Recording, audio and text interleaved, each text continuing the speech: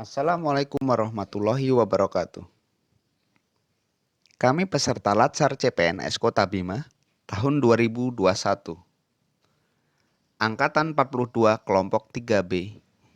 Dengan anggota 1. Hendra Johan Ada Irawan Sarjana Hukum, 2. Nur Rahmat Hidayat Sarjana Hukum, 3. Rahmaniatun Sarjana Ekonomi, dan 4. Sulastri Sarjana Ekonomi. Akan menampilkan analisis isu lingkungan sekitar menggunakan teknik tapisan dan teknik analisis. Dari 4 orang anggota kelompok,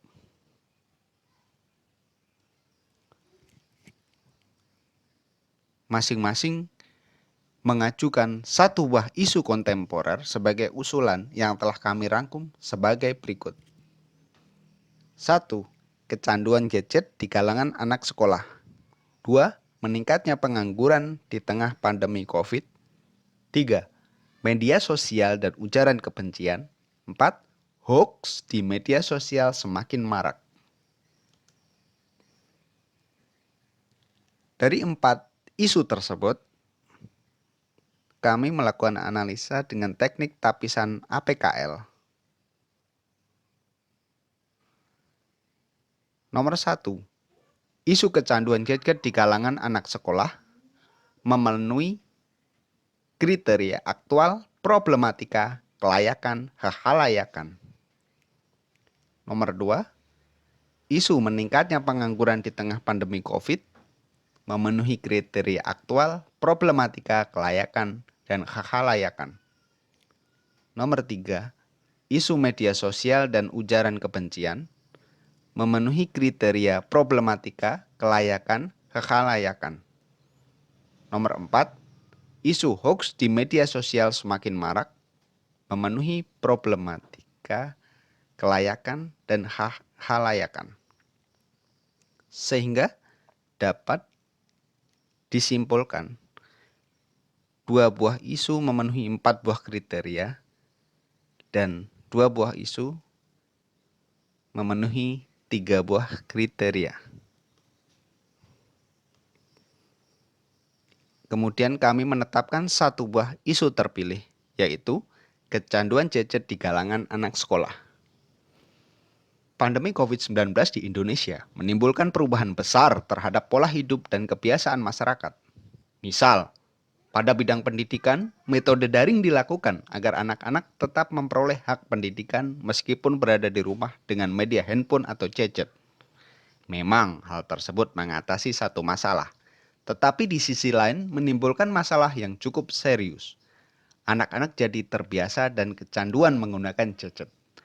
Penggunaan gadget secara berlebihan dapat berdampak buruk bagi kesehatan fisik dan mental anak.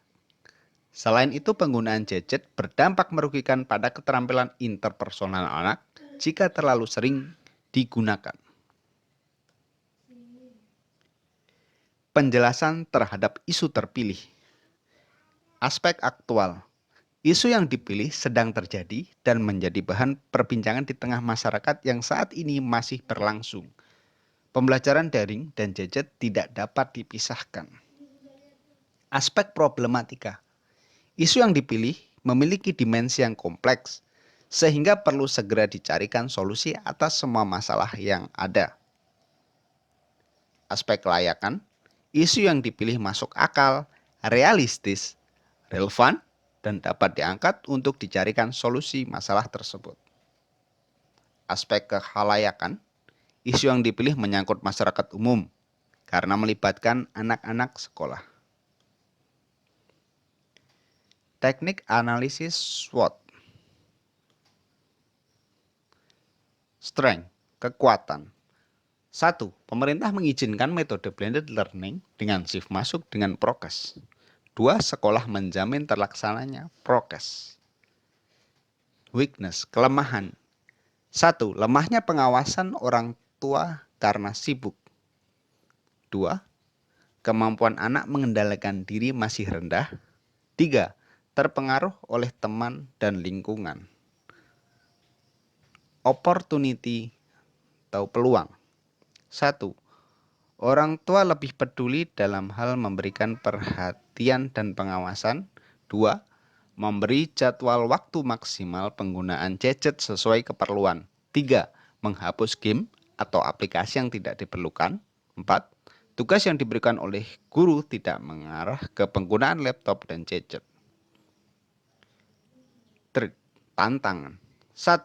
Tidak semua orang tua memiliki waktu yang cukup, terutama ibu yang juga bekerja. 2. Anak memiliki kemampuan untuk menginstal sendiri aplikasi atau game. 3. Daring tetap diperlukan karena masa pandemi belum berakhir. Dari uraian tersebut, kami memberikan rekomendasi penyelesaian masalah sebagai berikut. 1. Pemerintah mengizinkan blended learning dengan sistem shift dengan jaminan pelaksanaan prokes dari sekolah. 2. Guru meminimalisir pemberian tugas berkenaan dengan laptop dan gadget sehingga aktivitas anak sekolah cenderung jauh dari gadget.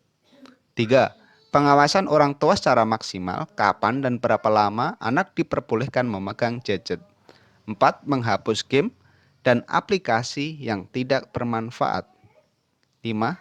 Memberi nasihat dan pemahaman anak secara baik dan terus-menerus mengenai dampak negatif gadget. Sekian presentasi dari kami. Semoga bermanfaat. Wassalamualaikum warahmatullahi wabarakatuh.